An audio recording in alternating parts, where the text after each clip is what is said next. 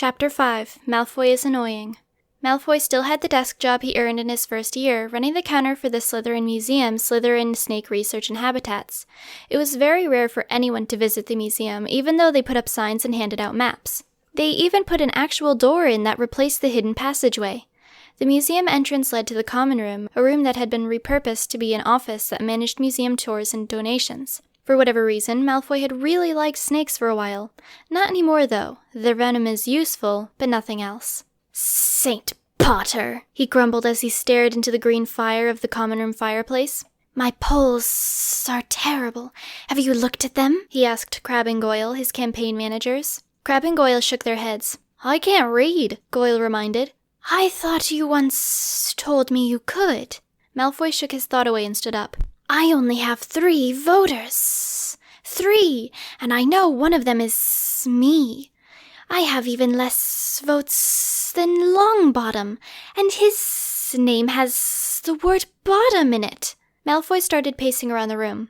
I haven't gained a single vote ever since Potter stopped me from eating that puppy. What's worse is that since then, Dumbledore and especially Hagrid have been keeping all dogs away from me. Every time I see a dog, they bark and growl. Then they run away. Hagrid must speak dog. Makes sense. He is a dog. Maybe you should try to get dirt on Potter, Crabbe suggested. I already did that. I told the Fic Po about his scandal, and he just bounced right back. Goyle sat up straight. You could pretend to be Potter and make Granger and Weasley tell me a truly awful thing that Potter did, Malfoy exclaimed. His friends are even dumber than you. They'll sing like canaries. I'll just have to act like Harry Potter. Malfoy found all the necessary materials he needed for his plan, a dark wig and glasses. The glasses were a little different than Harry's, but Malfoy was sure that it wouldn't be a problem. He put the wig on and adjusted it in front of a mirror. He then reached for his bright orange shutter shades and put them on. He left the Slytherin dungeon and walked down a long corridor of Hogwarts Castle. Through a window, he could see Harry campaigning. Ron and Hermione were nowhere near him. Satisfactory, he grinned. He walked around the castle looking for Ron and Hermione and found them putting up campaign posters just outside of Gryffindor Tower. He walked up to them making gangsta gestures. Yo, home slices. It's ya boy, Harry Potter. Hermione turned to look at Malfoy. What are you doing, Ron elbowed Hermione. Shh, this could be fun, he whispered as he tried to hold back his laughter. Come with us to the common room, old pal. Malfoy tried to hide a smirk. Everything is going perfectly. I'll have all the dirt I need in moments, he whispered. Did you say something? Hermione asked cheerfully. No, of course not, sister from another mister, Malfoy lied. They arrived in the common room and Malfoy looked around. Tell me about the shameful crimes I have committed. Shouldn't you know about your own crimes? Ron asked. Well, you see, I forgot. Draco punched me in the back of the head and I have amnesia. I'm very scared of him. Ron hid his massive eye roll from Malfoy. Why do you want to know about your crimes? Hermione asked. I want to go to a priest and confess, Malfoy explained. Why would you need to do that? You think you're the Pope, Hermione said. Malfoy was taken aback. Harry thinks he's the Pope? I mean, of course I'm the Pope. I was just testing you. Can it, Malfoy? Ron demanded. Not even a complete idiot would believe you're Harry Potter, Hermione said. They heard something odd from above them. They glanced up and saw a sock with a rock in it falling from the rafters. The sock rock hit Malfoy and he collapsed into a heap on the floor. Oh my gosh! Hermione cried as she clutched Ron and tried to hide her face. Dobby has finally done it! Dobby's mission is complete, someone from the rafters said in a state of shock. Dobby has protected Harry Potter! Don't worry, Hermione, Ron said softly. Maybe he'll leave us alone now. I'm not crying over Malfoy. Hermione came out of hiding and looked at Malfoy. Ron has a point. He's a horrible person. We'd better get him out of here. Ron and Hermione started kicking Malfoy out of the common room and down the stairs, and Harry approached the staircase. What? Malfoy? Common room brown wig, shutter shades, fake scar, name tag that says, "I'm Harry Potter," that's spelled wrong? What in Dumbledore's name is going on here? Ron calmly began to explain. Malfoy pretended to be you to conduct oppo research to slander you in the campaign, but Dobby killed him with a rock. Now we're trying to kick his ugly corpse out of Gryffindor Tower. Makes sense, I'll help, Harry said as he dropped his campaign bag and walked to the other side of Malfoy. Before Harry could kick Malfoy in the face, the thought-to-be corpse rose his hand. Not dead. Hate Dobby. Dang it, Ron sighed. So close. Quick, get him to the hospital wing, Hermione exclaimed. We'll blame it on Professor McGonagall. Good idea, Harry agreed. The next day, they ate breakfast and read the newest issue of the Fictum Post. The main headline read, McGonagall's hospitalization spree increases to 8 this month. Latest victim, political candidate Draco Malfoy. It seems everyone bought the Professor McGonagall story, Hermione said as she skimmed through the front page article. It's not out of character for her to do something like that, Ron reasoned. The article goes on to say that McGonagall should be fired and sent to jail, Hermione continued. We've been saying that for years, George said as Hagrid walked by. We reckon she's either got tenure or some kind of dirt on Dumbledore. Dirt on Dumbledore? Hagrid asked. I know just about everything about him. Worst thing he's ever done is double-parked. Double-parked his broom? Harry asked. Sure, Hagrid answered. Malfoy stomped into the common room looking wrathful. With a bandage around his head, he climbed on top of one of the tables, unmindful of anyone's breakfast. An assassination attempt was made on my life. People are trying to kill me. Give me pity votes. That's not true, Harry argued. The sock rock was meant to hit me. Dobby is trying to kill me. He was my house elf. I was horrible to him. Of course he wants to kill me. Were you not dressed up as me yesterday? Harry asked. No one thought I was you. Ron smirked. Are you saying your disguise was as terrible as your personality? You. Malfoy stormed out of the cafeteria. Well, the nurses got him patched up quickly, Ron said. They've had a lot of practice. Hagrid shrugged. Wait, so McGonagall didn't try to kill him? Lavender Brown asked. The newspapers lied? Everyone in Gryffindor started chanting, Rigged, rigged, rigged, rigged. Neville's earpiece buzzed, and he began chanting with everyone else. A week passed before they heard anything more about the Triwizard Tournament. During that week, Neville seemed even more agitated by the sight of Harry, Ron, and Hermione. Malfoy was essentially out of the race, and Neville was far behind Harry. Mad-Eye Moody invited everyone outside so that he could tell the champions of the tournament about their first task. He got everyone's attention and began to speak. The most firstest task is as simple as a doctorate in napping. I will not name any names, but someone stole me flask. Whoever gets me flask wins. Also, I can hear the paperwork being filled out. As a bonus task, you need to stop the paperwork that'll done do fire me. Harry, Ron, and Hermione set out for the castle. Everything about this seems immoral, Hermione said as they ran. I know, Harry huffed. Being the protector of Hogwarts leads me to a lot of tough decisions. But don't worry, I know the correct course of action. And what's that? Ron asked. First, I get Mad-Eye Moody his flask. Then, I stop Dumbledore from firing him. I earn the points, then I complete more tasks. I earn more points and win the tournament. After that, I win the election and become the king. Once I am the king, I will fire Mad-Eye Moody.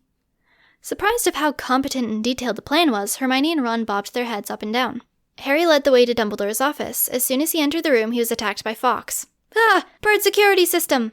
No, I think he just wants to play, Ron suggested as he started to pet the bird. Dumbledore wasn't in the room, so Fawkes must have been bored. As if called, Pigvision shot into the room and helped Harry and Ron play with Fawkes. After a short while, the red bird was content. He flew to his food and started to eat. Harry and Ron walked to Dumbledore's desk and assumed the flask and papers were in the drawers.